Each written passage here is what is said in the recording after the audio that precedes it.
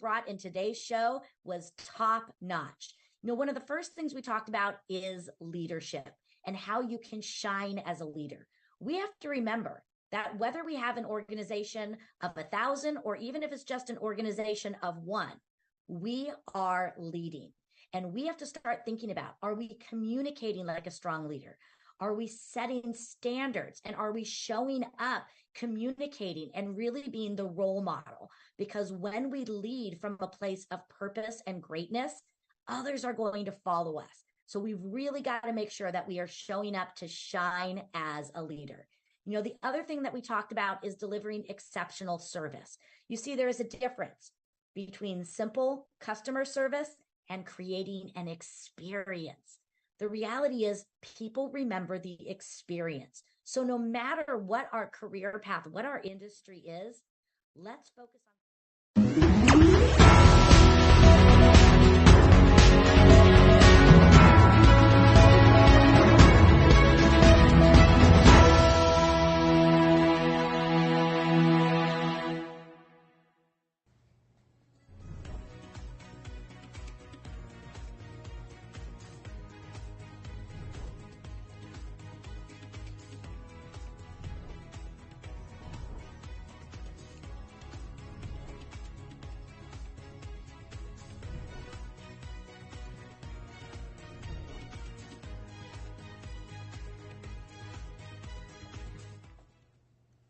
Hello and welcome to Salaam Namaste, broadcasting live from the Now Media TV studios in Houston. This is Saji Salam.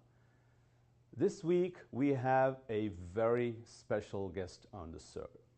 We have with us Dr. Santosh Kumar, who is the Director of UN Emergency Medical Response Team at Gaza. Dr. Santosh is also is the head of the Department of Emergency Medicine and Orthopedics at Trivandrum Medical College Hospital, Kerala. Santosh Kumar, please welcome to the show. Good morning. Santosh, first off, let's start off by thanking you for this service to the humanity that you're providing across the globe. It is a noble endeavor, and many of us respect and admire you for the work that you do. Thank you so much. I know that you just returned from Gaza and are going to be going back to Gaza very soon. So could you talk a little bit about where you were, I think since November, what your journey to Gaza and what you experienced there? Yeah, as you know that the war in Gaza started by October 7th, and I was actually at that time working in Ukraine, having it was like a training program for doctors and nurses and paramedics in frontline places of Ukraine. And as you know that every health worker who goes to the war scenario, they have when they cross 2 months or 3 months, they have a R&R, a rest and recuperation, which is very essential for working in such a stressful situation. Actually, I was coming back from Ukraine to Kerala for an R&R, for a break, and suddenly in November I was called by the Project Hope director, and they asked me if I would be able to go to Gaza as a medical director, and also to lead a emergency medical team into Gaza. So I actually it was as you know in the whole media, it's an unprecedented misery going on in all Gaza.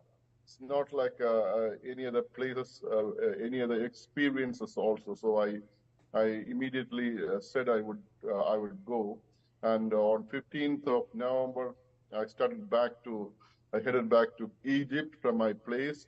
And it was like, in Egypt, it was like, we thought that it would be easier to get across Gaza because it was like a big humanitarian crisis, and there was not much doctors.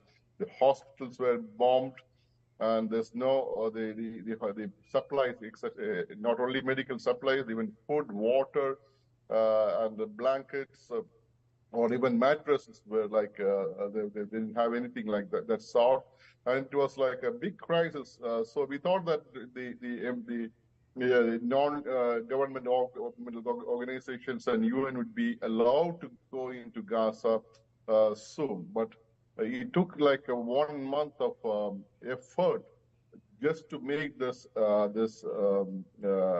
whole system to respond to that one. Finally, like after 1 month, OCHA, the UN wing, which is looking after the coordination between the organizations and the UN agencies, came with a clear procedure to transfer emergency medical teams into Gaza.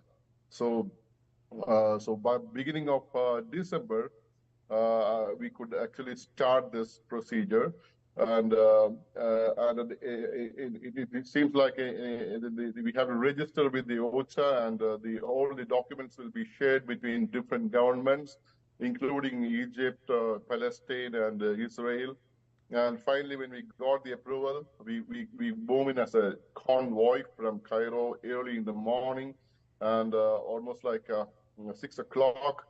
Then we actually reached this Ismailia tunnel, which is like a tunnel which goes under the Suez Canal, and then starts almost like 15 checkpoints. I think that was like each checkpoint would take like half an hour to 1 hour to cross. And we were like waiting for hours, and we will not be like, most of the time it took like 2 days to reach the Gaza border. It's not the distance, but the checking, the procedures were so long. And Al Arish is the nearest city, which is like 50 kilometers away from Gaza. And from Al Arish, when you travel, you can see like trails of like trucks waiting for all these 50 kilometers distance, and all these trucks are full of aid materials for Gaza, and it's not going inside at all. So when you reach Gaza, there's another checkpoint, the final one, which is like which takes like 5 hours to get into this across this one. Everything is taken out and it's like checked in. And it's like a big like a checking point. And after that 5 hours of checking, we go to the Palestine. And one of the most typical thing, which I like, most unusual thing I recognized about this border between Egypt and Gaza is that it's really distinct. When you step across the border, you can the smell is so different. You know that we are getting into Rafah. Rafah is a place, is a town, just like 14 square kilometers, and it's like now it's almost inhabited by 1.5 million people. And 1.5 million people, all people are displaced people, and they live in the tents. And the distinctive smell is like the smell of like feces. It's like the hydrogen sulfide, sulfur dioxide, and methane. You can understand the unmistakable smell of that it has, because it's like as you see that there's like a unending rows of this small tents. And it's like hardly enough space for the tents. So people don't build up toilets. So toilets are usually provided by the UN agencies or INGOs. And each toilet is actually like it will be like used by 500 to 1,000 people a single day. And you can understand there is no water, no food, and it's like when people use it like that, it gets overflowed.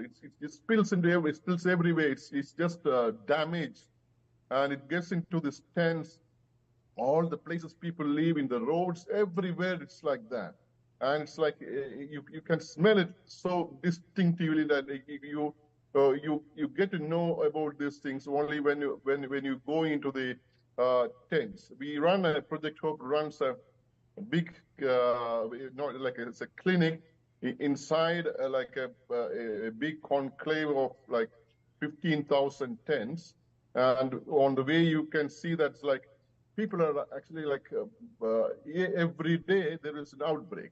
Or one day it could be like a typhoid, another day it could be like a hepatitis A, another day the giardiasis or dysentery, shigellosis. Every day is like a outbreak, and we are dealing with outbreaks. And outbreaks are and people, that's like there's no latrines, very few latrines, and when they get diarrhea, it's devastating. Upper respiratory infections are quite different. It's like people can they can keep to a room and they can cough and they might die out of it. But diarrhea, they need to go to the toilets. And when you go to the toilets, like 50 or 100 people standing there on the queue, and when you have this feeling of diarrhea, you know that you're not going to make it. Then it's like they're so much in pain and agony, and at one moment, the most difficult thing I have faced in my life is like people losing dignity. It's a dignity and self-respect. It's not that they don't know about this, like hygiene or something like that. The diarrhea is so impending and so painful on them that finally a single moment, they just sit where they stand. Mm-hmm. And they have to do it like that. And you can see this like almost 30% of people, when you go to this clinic, either side of it, it's like people are doing this one, and it's like they're covering their faces or something like that. And they are actually crying inside their covered faces. I think it's like it's more than seeing this injuries, or more than seeing this people like the death of the people or bombings. I feel that this is like when the whole population loses its dignity, it's really unbearable even for a health worker like me, who have seen a lot of like things like that. So, Dr. Santosh, I mean, I think what I'm hearing is really tragic, and hearing this from someone who's been there, seeing this firsthand is I mean, really an eye opener to what's going on. But let's come back after a short break and we talk more about this.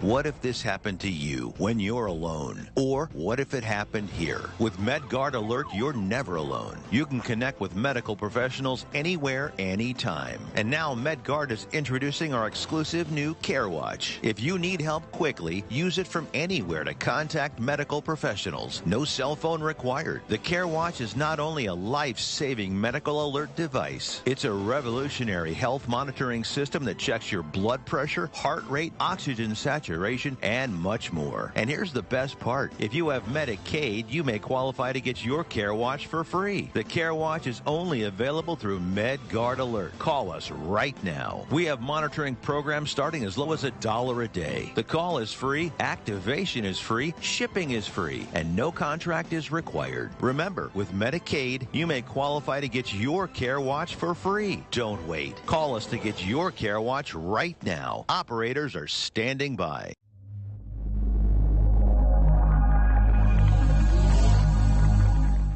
Have you ever had to hire multiple contractors? It is a daunting task that takes a lot of management time and impacts the core business or the company that time you spend with your loved ones. At Texas Home Property Solutions, you can count on a responsible company that can tackle all your general contractor needs.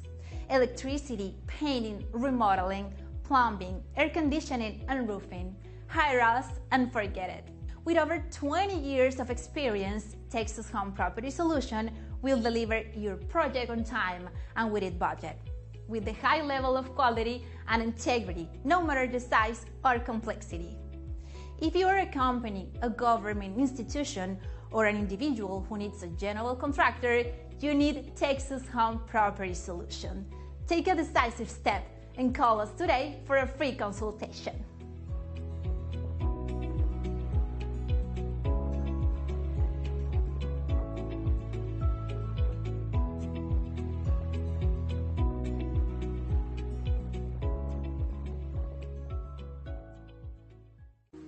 Do you have a car sitting around you want to get rid of? Well, here's a great idea. Donate your car now to help local veterans in your area. Yes, just make one fast call to the Veteran Car Donation Program. Within a few days, we'll come and remove your car for free. You can donate any car in any condition. We'll use our vast network to sell it. The proceeds raised go to help local veterans and their families. And you get a tax deduction. And all you need to do is make this free call. Clean your yard up, get rid of an old car, and help the vets. We make it easy. Make this free call now.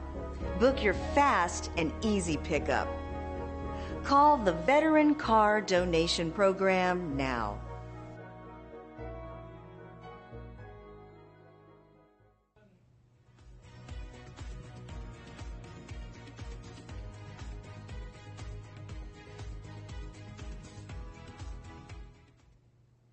Well, welcome back as we continue this conversation with Dr. Santosh. Dr. Santosh, so you are going to be going back again to Gaza, right? And Gaza meaning is mostly Rafah at this point? Is that what it is? And when is your plan to go back to Gaza? I'll be going on to like in Monday back to Cairo, and it takes like kind of the same journey. Like we need to apply to the OCHA or the UN organization, and our teams will be actually now the EMT team is working in Al-Aqsa Hospital. Al-Aqsa Hospital is the only hospital which is actually functional in the middle Gaza. The place is called Deir el-Bala. As you can see in the news, even today, like there's like a lot of patients are being shifted from Khan Yunis to this place called Deir el-Bala. And our team is like almost like 20 people, 20 doctors and nurses, including anesthetists, surgeons, orthopedic surgeons, and plastic surgeons, and OT nurses are still working there around the clock. In the ER and also in the operation theaters and also in the post-operative wards of this hospital. And so it's like when I get back, there'll be another team coming with me, and most probably like in the beginning of on March, we'll be going again. So first we reach Rafah. This is Rafah is the first place where we can enter into, and from Rafah there's like going to this middle Gaza is yet another like a tough journey. It's through this middle war zones. It's like you need to inform again the Israeli government and this army, and also Palestinian people, governments, and like you need to make this sure that the way is deconflicted. But still, I think that when we are moving from Rafah to this Deir el-Bala, it's like almost like 25 kilometers of distance. It was the most scariest travel I've ever had. Maybe like it's like, though this seems to be like a deconflicted, you can see that the missiles are coming down almost like 50 to 100 meters away, and when you move on the left side, it's like a sea, and right side, it's like the bombings are happening, and you can see the Khan Yunis, the smoke coming from out there, and this bombing going there. And though it takes like hardly 1.5 hours to reach there, it takes a lot of energy out of you. And once you reach there, this hospital was like, this Al-Aqsa hospital was one of the, as I said, it's only one hospital which is actually functional in this middle Gaza. And all around this hospital, it's been bombed. Even the warehouse and the buildings in front of the hospital is also bombed. And actually, the medical teams who were working there, they were evacuated because it was so scary, and the doctors thought that the hospital would be also bombed. So they have evacuated, and we had our team, when we reached there, only 4 doctors and few nurses working with there, and almost like 400 to 500 patients there. It was really a nightmare. Dr. Santosh, clinically, what kind of cases are you seeing there? As a surgeon, right? I mean, your primary role is as a surgeon. What kind of cases are you seeing? And then what are some of the other issues that are showing up from a clinical standpoint? It's like when we were there, it's like active conflict going on, active war going on, and you can see that like you can really understand how it actually does. People say that once they trace the phone numbers or something like that, you can hear these drones then coming in. It'll be flying really high, then it comes down and down, almost like it's really big noise of this drones when they really come down. And once this drones comes down, people know that there's going to be a missile coming right back on this one. So they start running. They start running every directions, because they don't know which place to run, because the missiles can come to any other place. But what happens is that there's like, as I told, each tent has like 15 to 20 people, and most of them are mothers and children, very, very small children and infants and less than 1 year or 5 years. And mothers and children get caught up there. They cannot run, because it takes a while for them to take all these things, or like to prepare them even to move. So that makes a big problem. And once, as I said, like before they start moving, usually the missile comes in and strikes the whole place, and 500 meters around it is actually totally destroyed. And people can't actually go into it, because then comes the next 3 sets of missiles, which is aimed at the aid workers or the rescue workers. So people know that, and they have to wait. So after all this procedure, it takes like 3 hours or something like that for the final missiles to land in, and they don't know if they still take the risk to go in and take this one. So after this bombing, if you are in the ER, the thing is like, you can see this, you will be seeing, first trail is like this, a group of people will be coming with the small children who are already, most of them are already dead. That's because you can see the very gruesome injuries. The parts of the missiles going through the head and coming out of the skull and taking the brain out. The chest injuries, the abdomen injuries, the eviscerated intestines and the whole thing, the amputated limbs. And it's like most touching scene is that, that's like these children were live. They were live before, just like 1 or 2 hours ago.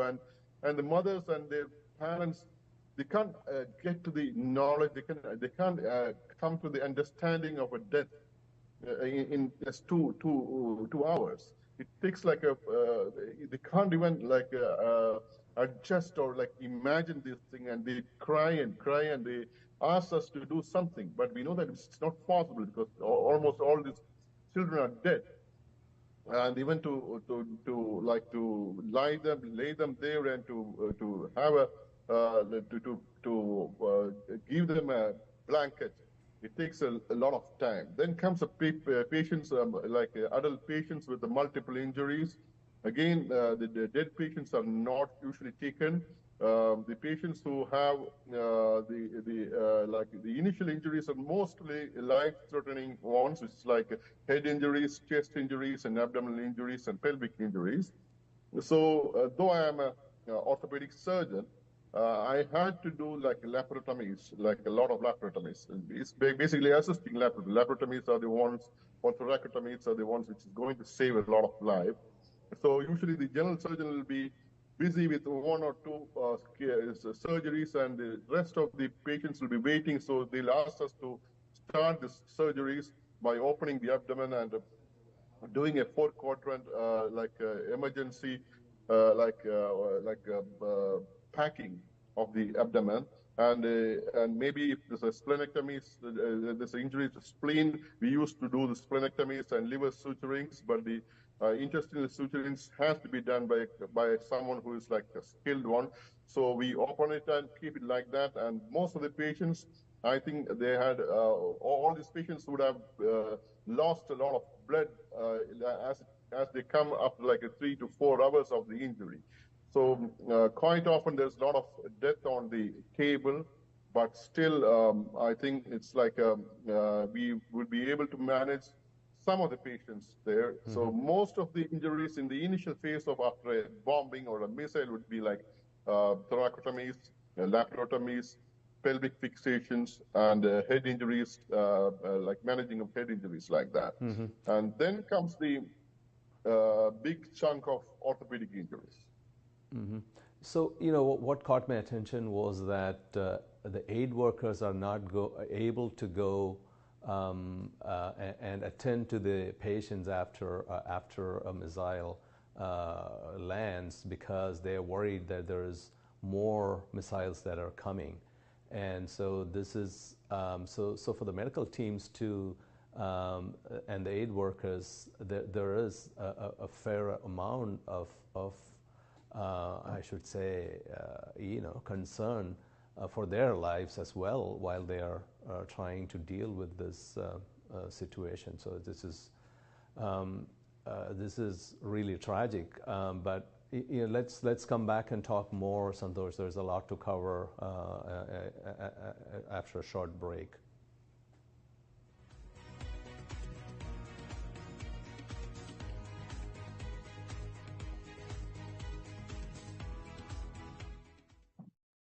Hi, folks. Robert Quigley here, America's Independent, Washington, D.C. We're on the road to the White House. Trader Trump is a stunning marketer, but a brainless schmuck with 0 between his ears. Buyer's remorse aches America. He failed to use our vast, highly experienced civil service to make decisions during his presidency. Rich donors throw millions at exceedingly ordinary right-wing candidates. Why? To steal government, to rob the country's resources, and oppress our neighbors. Right-wing senators openly plot on the Senate floor to put puppets in the courts. The time has arrived. America first. Go to robertquigleyforpresident.com. Find our donor box button. Donate what you can. Team America needs your change. Join Team America. Together, we will make America work for all of us. Paid for and approved by the Robert Quigley for President campaign. Taking a trip in the next 12 months? Airlines are under tremendous pressure, and they're practically giving away their unsold seats. Like every crisis, this one will end too. But right now is the best time to take advantage of giveaway ticket prices on their unsold seats. We're not allowed to publish these low fares online. The only way to get these rock-bottom giveaway prices is to call. So phone low-cost airlines now for airline ticket prices you may never see again. Are you nearly maxed out on your credit cards? It doesn't matter if you're using your credit cards for fun or to survive. At the end of the month, your statements come in, and you can either pay them or you can't. If you can't, late fees and interest rates get tacked on. And now you're struggling just to make the minimum payment due. Do you feel trapped? Am I talking to you? Good, because I personally researched some companies that can help you. They may be able to reduce your credit card balances by 50% and stop the late fees. If you qualify, please call our special debt hotline number right now for a complimentary free 5-minute consultation. Deal with your credit card problem now before it gets much worse and put more money back in your pocket. Trust me, I've been there too. Call right now. Call 855-993-2096 right now. That's 855-993-2096.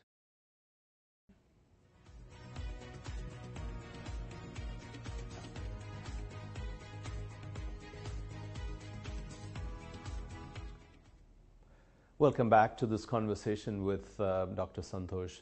Dr. Santosh, how does the situation in Gaza compare with many other conflict zones you've been to? I think you've served in about 40 to 50 such conflict situations. How does the situation in Gaza compare to all that? I would say that it's if you consider the danger of the operations, I think it's the much more dangerous situations were in Somalia and Central African Republic and Congo.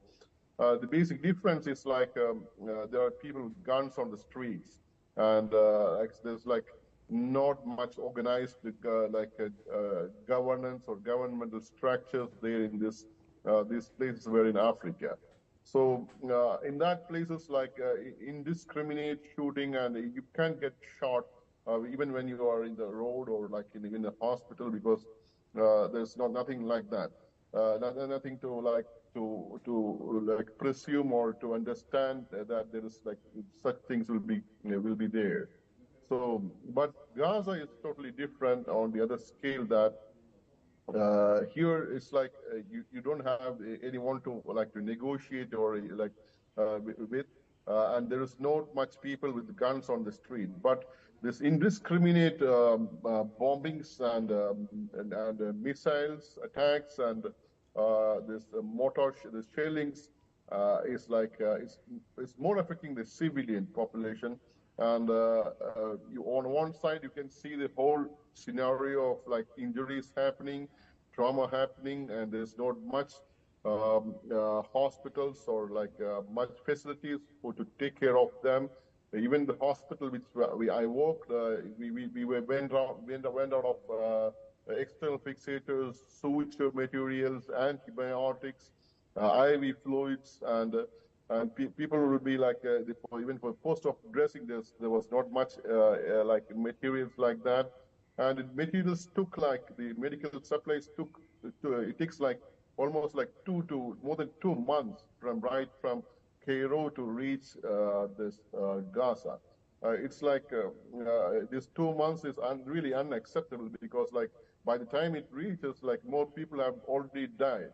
So when you look at the statistics, you can see that it's almost it's nearing 29,300, but the real number is much higher, because this doesn't count the people who have died. For example, infants who have been infants have died because you can as you see the tents, it's full of mud, filth, and all those things. It's totally unhygienic atmosphere, and people don't want to even deliver there. So they wait for the pain, and finally when the pain is too much, they go to the hospital, which does a C-section, and they are discharged after 1 hour, because the hospital is cannot.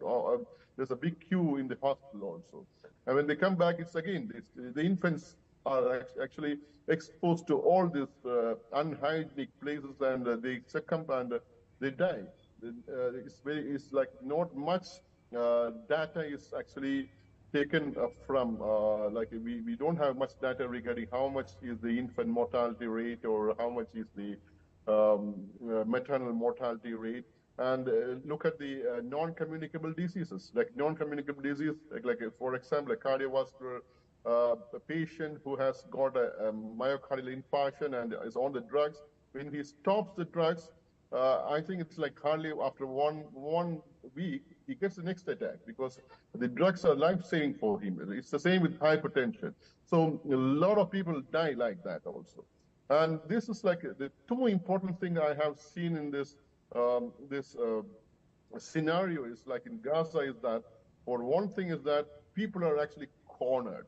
Right from North Gaza, they were shifted, or they had to flee from North Gaza to Middle Gaza, then Middle Gaza to Khan Yunis, and Khan Yunis to again to Rafah.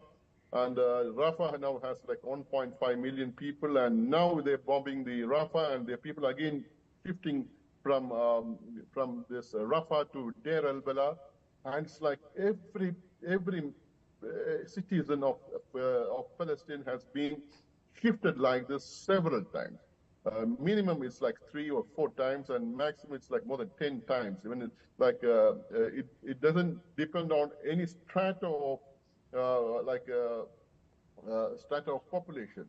Right from the richest people to lowest, like poor people, everyone has been shifted. So, and now they're actually cornered to this place and they're bombed. And this doesn't happen before, because people you could go to some other places which was safer. But for people in Palestine, they don't have a safe place. Though in spite of this non-availability of safe place, they don't have food, they don't have water, they don't have electricity, they don't have communication, they don't have fuel. And like normal life, we can't really imagine such a life in a modern age like this, and it's like imposed on them. The second thing is that usually someone comes to in many of the other scenarios, someone comes to rescue the people or civilians and take them out of these places. But here, it's again not happening. There is like a whole world. I feel that the whole world is just looking like at them. Everybody sees these things as if they are seeing a video game in the different channels, and they don't do much about it. Like the loss of concern as a human society is so much reflecting on this Gaza, that we feel that are we humans as societal people? If it's like a society means to help each other or to cooperate with each other. But here, what we can see is that when people are dying, we've been killed, people are cornered, people are denied of the essentials, everyone is sitting at it. This is really, really unprecedented, and I don't remember such things happening before also. It's more than a health crisis, it's a humanitarian and a crisis of human species as such. I think that's what I feel. Mm-hmm. So this one is truly horrendous to hear about all this, and like you said, there is the humanitarian crisis about about all this. From when you look at it from a clinician, yes, you see all those trauma cases showing up, and the helplessness that you're not able to really do much given the limited resources. But the humanitarian toll is also mind-boggling. Let's talk a little bit about your other, one of the other recent wars that you were involved in. Can you talk a little bit about Ukraine and what you saw there and how it is different from what you're seeing in Gaza? Well, yes, I was there in Ukraine, right, in 2022 February, and it's just 3 weeks after the war I was there.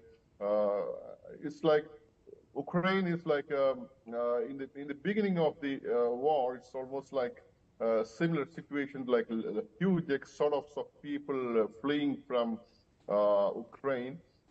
It's like almost like Ukraine has like 42 or 43 million people, and almost like 8.3 million people had shifted out of Ukraine.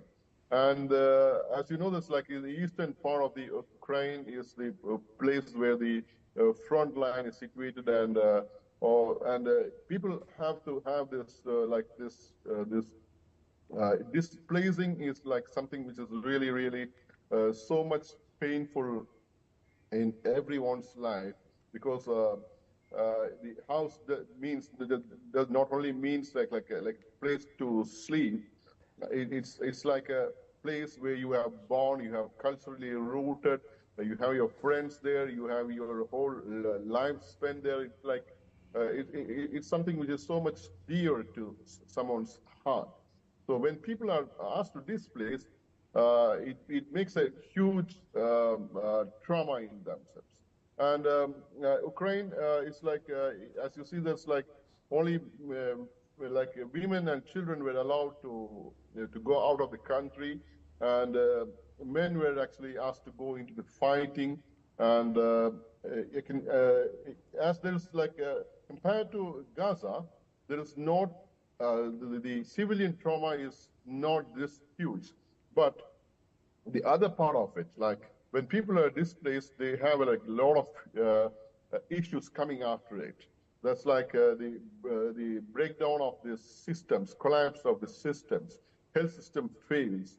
People move to the places where it's not accessible to health, and the whole like the death toll or the morbidity and mortalities are most of this mortalities are due to like lack of medicines, lack of medical supplies, and when as I said earlier, the like non-communicable diseases and communicable diseases coming into play, diarrhea, upper respiratory infections devastate, and a lot of people succumb to that, and old people who are like on drugs, when they don't get these drugs, they die out of this one.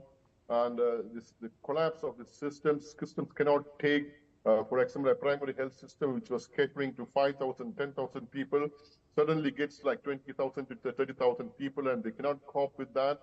So the scale of Ukraine is a huge country. So the scale is like huge. And we had the response was really great in terms of like we had like a lot of support from the Western countries, and also the US or like European countries, and even from India or other places like Asia. There was a lot huge support for the people to overcome this one. And of course, there's like hospitals where we had to like teach them how to manage with this huge number of trauma, huge number of war trauma. Especially the war trauma is totally different from what we see on the road traffic accidents. And in such terms, it's like it was like the whole geography is so huge, but and it's just because the geography is huge, we had to spread out our activities, and resources was quite good, and response was also quite good. Mm-hmm. When we were coming, not much like most of the recovery has been there, but especially there was like few instances of missiles coming in every day, and this mm-hmm. makes the life difference, because it usually hits the water supply mm-hmm. or electricity supply or something like that, and normal life is affected a little every weekend days. But people mm-hmm. get adjusted to that, and life is like something going on, and I don't know what will be happening in the next months after that. Mm-hmm. So, but in terms of like the people, they are all mm-hmm. similar. The Russian people mm-hmm. and Ukrainian people are all like similar in every terms. The religion or race or everything is religion. The context itself is totally different mm-hmm. from Gaza. So I think these two are like non-comparables. Like one is like on the other one extreme, and other extreme. Mm-hmm. Only thing which would be comparable would be Yemen. Yemen mm-hmm. would be really mm-hmm. something which is so close to Gaza mm-hmm. when in the early times when the war was started there. Mm-hmm. Thank you for sharing this experiences, Santosh. We'll come back after another short break.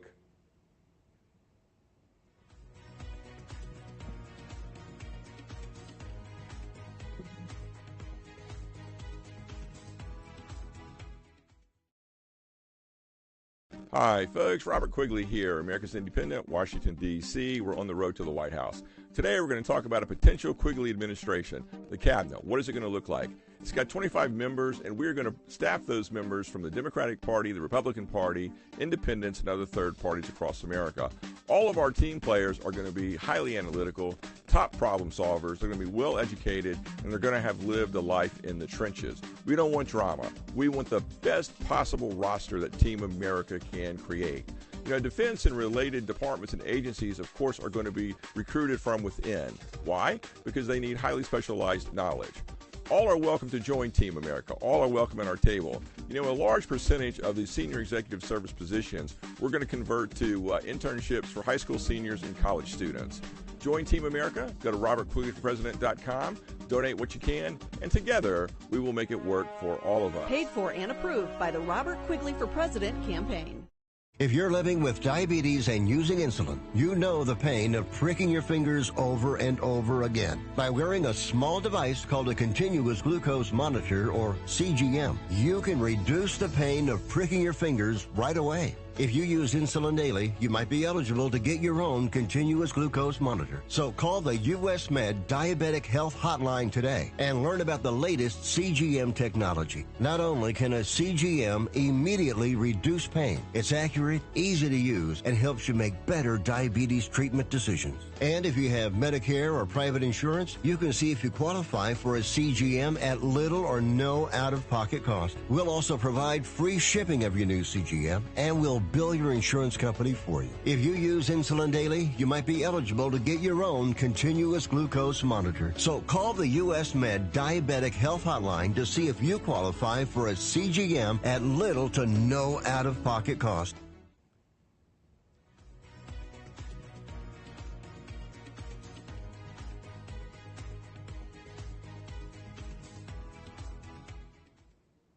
Welcome back as we continue this conversation with Dr. Santosh.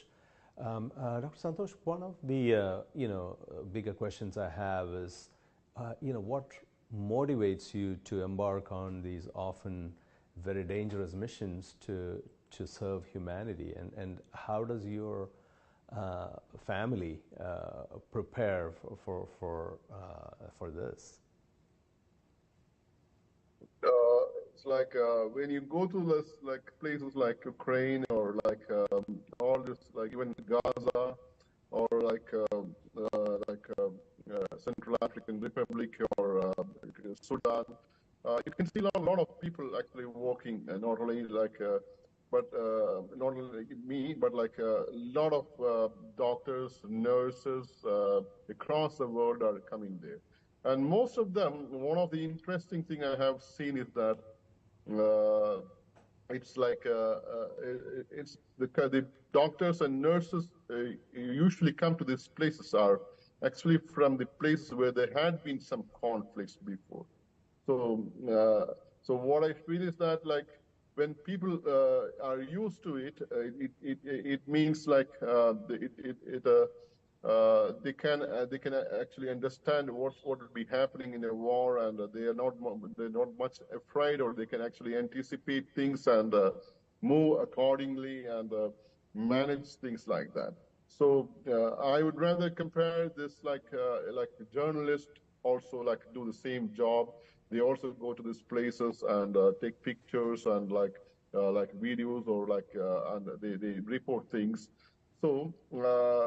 Actually, the humanitarian space is something which has started right back from the beginning of Red Cross. So I would rather put it this way: there is always a space. The humanitarian space is always there, and you need to recognize this space. And of course, it's dangerous, but most often we don't. When people leave, people are actually living in much more dangerous situations, and they don't recognize it because they are part of their lives.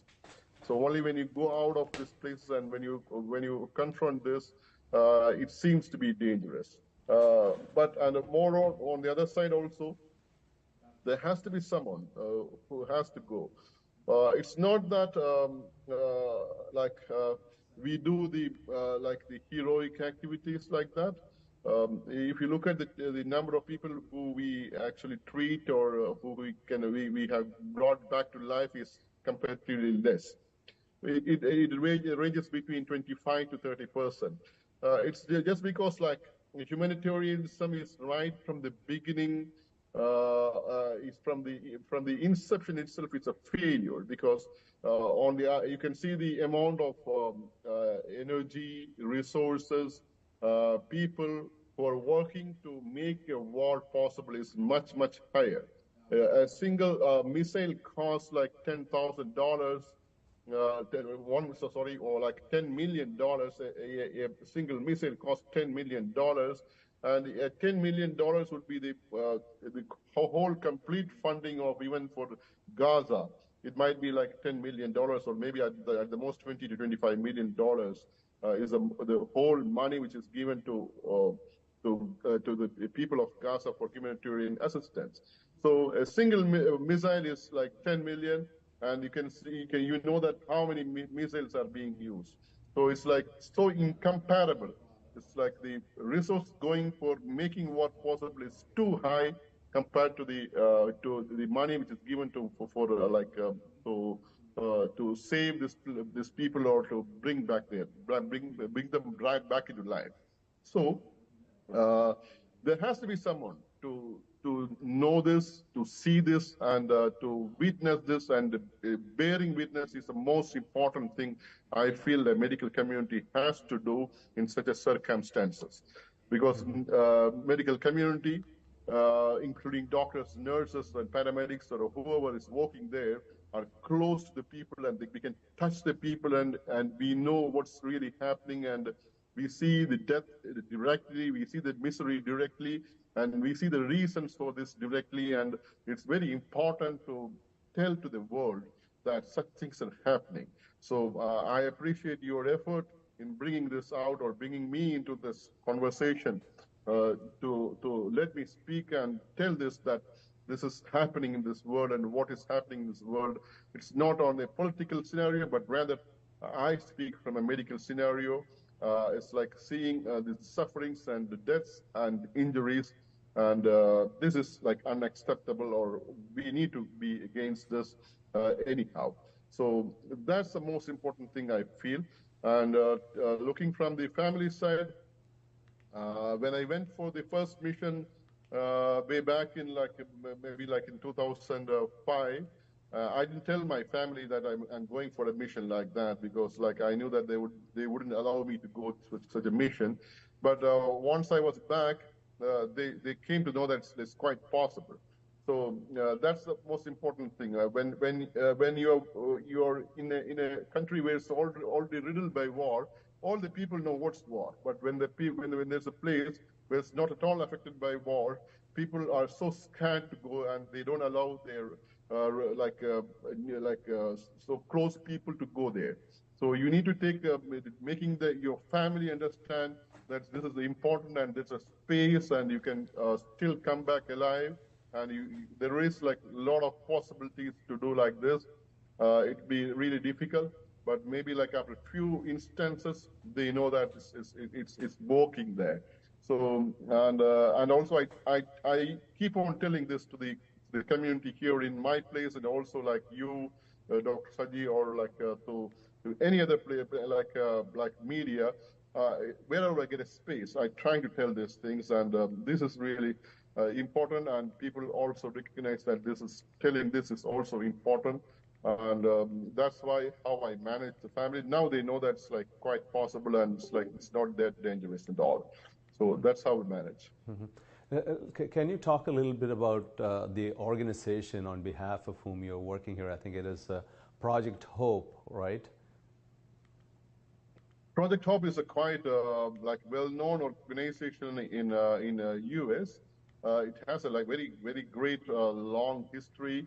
I think they started in 1954 after the Second World War. They got a ship from the President Eisenhower, and they went with this. They converted this ship, a warship, into a hospital, and they went to different places. First mission, I think, was in Indonesia, and they treated like the people there. And they went with this hospital ship to different places, and they were working for like 20, 30 years in this one, and finally, when the world changes, it was not that like what's called economical to work from this thing. So they gradually like converted into the missions, into the direct missions, which when they go to the places directly and send people like that. And recently it has been Ravi Tobe, who had been like a very well-known person in US, I think so. He's been like the CEO of this organization. He's like leading this organization. The whole team is there. Very good team is there, and it's operating more than 20 countries across the world. And Ukraine is one of the country, and like Gaza, we were one of the organizations which we could start like this primary clinics and SRH, like SRH clinics and antenatal clinics. In very even from the beginning of the war, we could start that, and we could send a EMT team, which is like now working like in 24 hours around the clock in Al-Aqsa Hospital, and doing a great job. We have done more than like almost like reaching, our consultations are reaching up to 10,000 right now from the beginning of December. And a lot of work, good work is being done by Project Hope in Gaza, and also in a lot of other emergencies and other health issues which is being faced by different populations across the world. Thank you for sharing all this, Dr. Santosh. I mean, I have a lot of questions to ask you, but we are running short of time. But I wanted to say once again that a lot of us who know you really appreciate the work you are doing, and I would also wish you the very best for your next assignment in Gaza and many more such engagements that you take on. So once again, thank you for coming on the show, and we will talk soon. And to our viewers out there, we'll see you same time next week. This has been a Now Media Networks feature presentation. All rights reserved.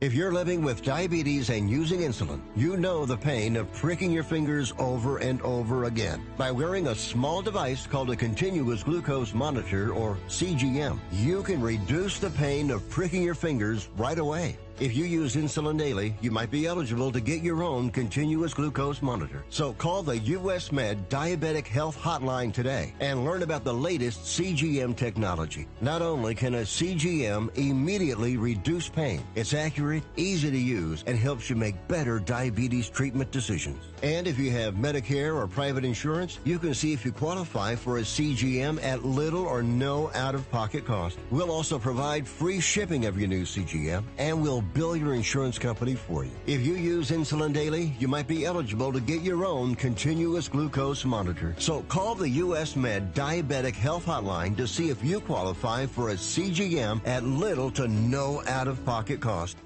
Hi, folks. Robert Quigley here, America's Independent, Washington, D.C. We're on the road to the White House. Today, what is Quigley's road to victory?